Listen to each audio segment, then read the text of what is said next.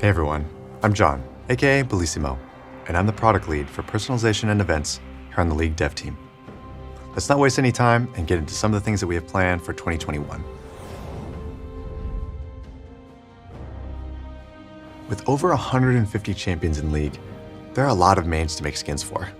So in 2020, we stepped up the number of skins that we ship each year in hopes that champion mains would no longer have to wait years between skins. But that doesn't mean our work is done. There are still some champions who haven't gotten a skin in a while.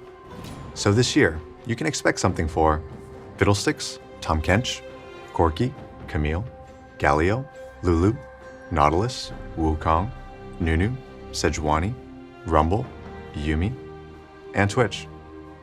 If your favorite champion isn't on the list, don't worry. There are lots more to come as we plan to ship over 140 skins this year. This also includes some skins for our more popular champions, including Vayne, Caitlyn, and Blitzcrank.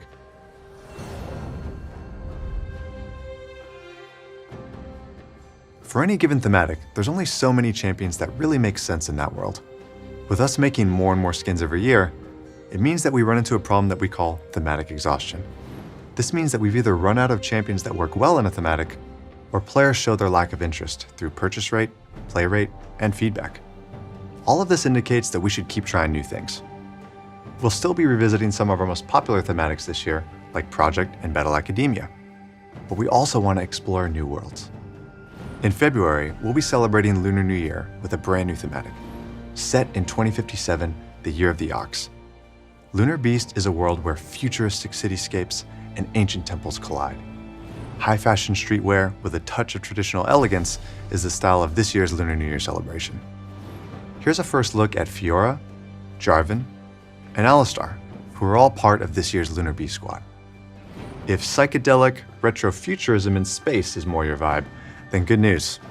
Our second major thematic of the year is Space Groove, an eccentric take on a sci-fi universe full of far-out fun and color.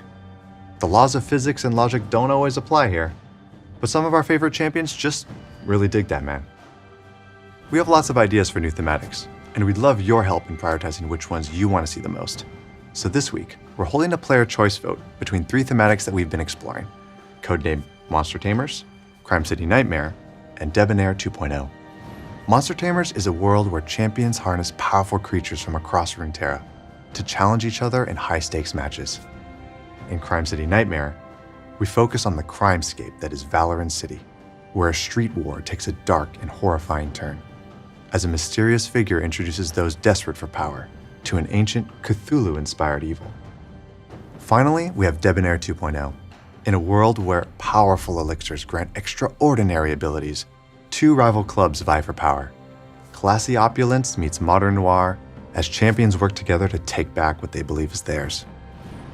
We're going to ship whichever thematic gets the most votes this year, and we may revisit some of the others later, depending on your interest and feedback. We've been working to improve events on League, and this year, there are 3 main areas we want to focus on. For starters, we're going to keep running featured game modes alongside every major event. One of our biggest learnings last year was that players most actively played modes that amplify champion fantasies. For example, in Earth, we amplify fantasies by asking, what if my champion could cast all the time? Or in One for All, we ask, what if my champion got to stack with itself? We believe that there are other interesting ways to amplify champion fantasies, and we'll be exploring a new mode in 2021, as well as bringing back our existing roster of rotating game modes.